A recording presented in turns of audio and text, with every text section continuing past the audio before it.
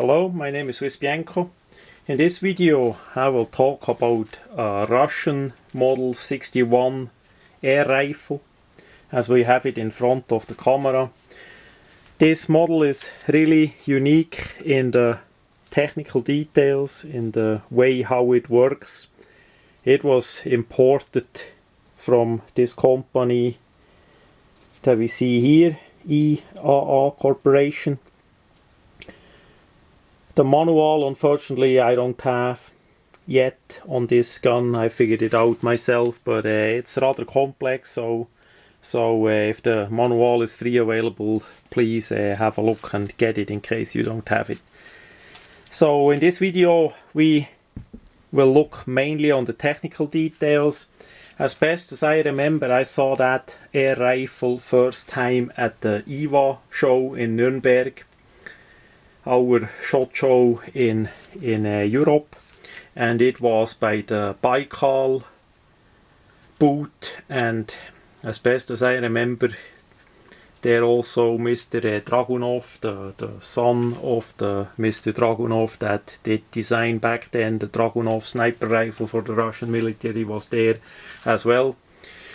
Nice man. He did show the different firearms and air guns that they make, and that company there has a really unique approach on technical designs. They had a couple semi-automatic pistols and also revolvers there that were quite unique in design, and that's mainly for me interesting, the technical design, the technical idea, the approach on a different solution for the problem, and this rifle that we see in front of the camera is a good example. The retail price is pretty expensive because it takes a lot to make it. So I had good luck and got this one used, and I'm gonna study it for a while, and then either I put it in the collection or resell it again. So as we come to the technical details, we see already by the trigger it's adjustable. We see here that screw you can loosen, you can take the trigger up and down on this part here. You can also adjust the angle how it is, and with this screw here you can adjust the over travel of it. So it's basically like a match trigger inside that rifle. We see it here from the other side. That's really a nice trigger for what that is. Then we have here the knob for make this adjustable. The stock, you can loosen it up and then you can slide it a bit around the, yes. This, you need to be careful that you don't lose the screw, and because it's on an angle, it needs a bit work. You see, that's basically the adjustment that you can do. The shortest and the longest. For my size, I always leave it on the shortest and on the longest, and just set the screw.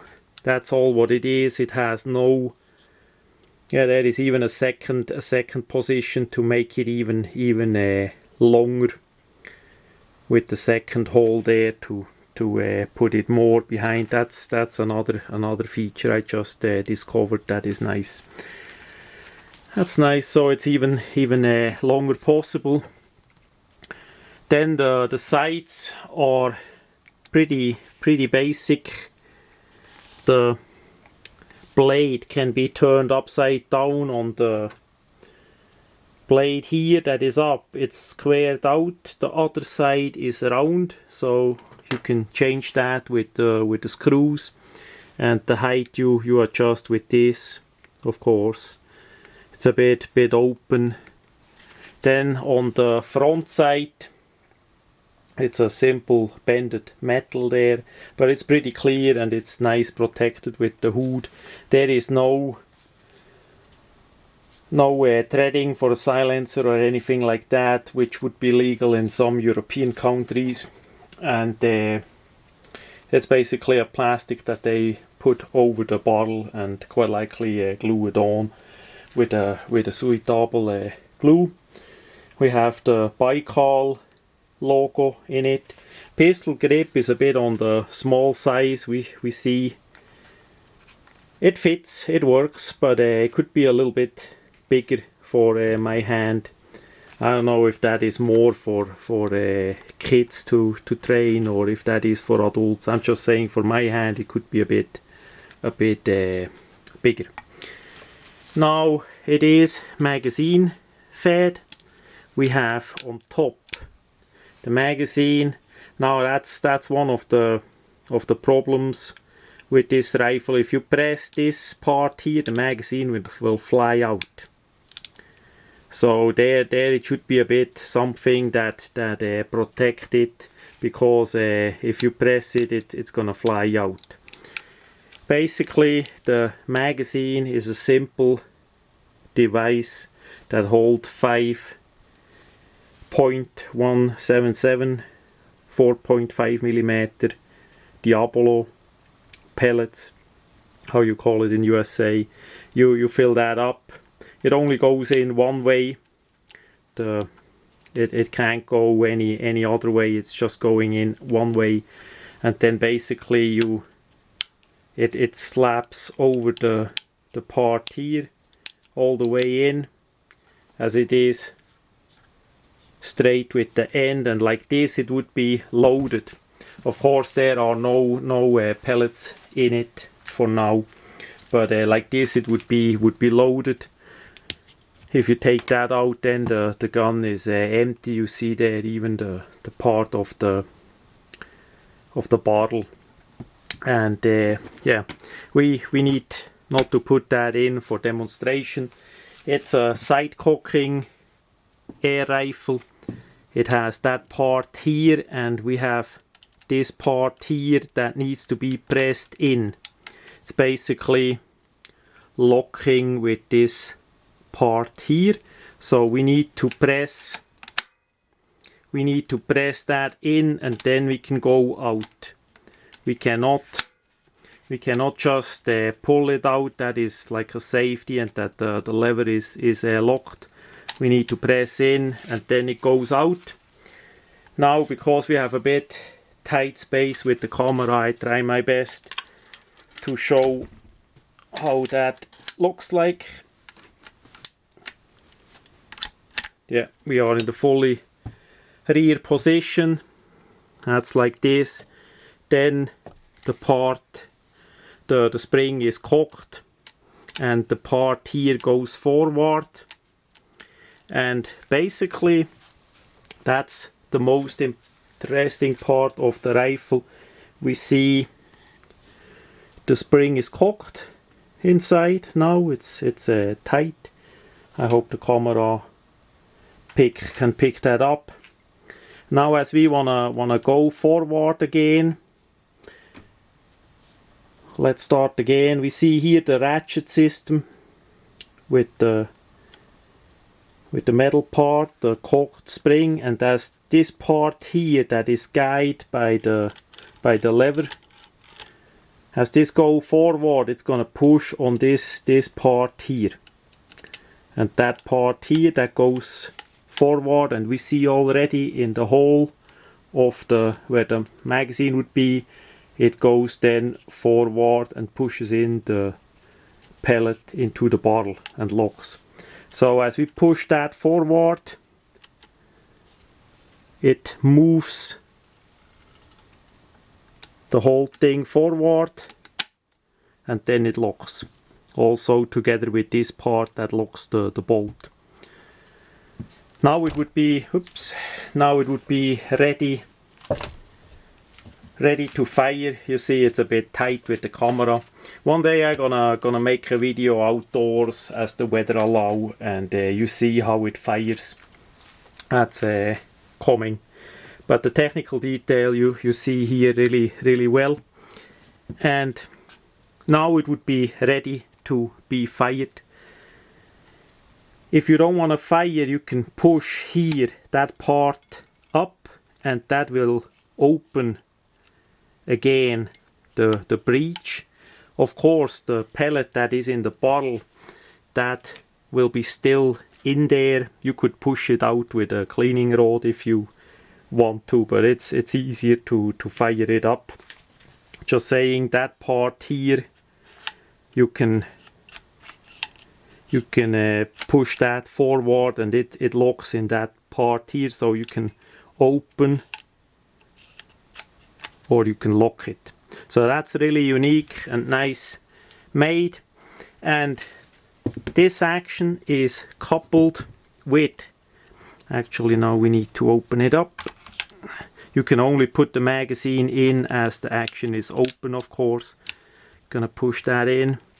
So it's gonna be like that. Then you would pull the trigger and it would fire. Then it goes back again, of course with the main lever. I did it manually, and you see the magazine did come one step out. Then it would go forward, it would lock again, you would fire, pull the trigger, it goes back, and again the magazine did move, and this on and on and on until it's empty. Until it's empty, then it's about like that. It will not fall out.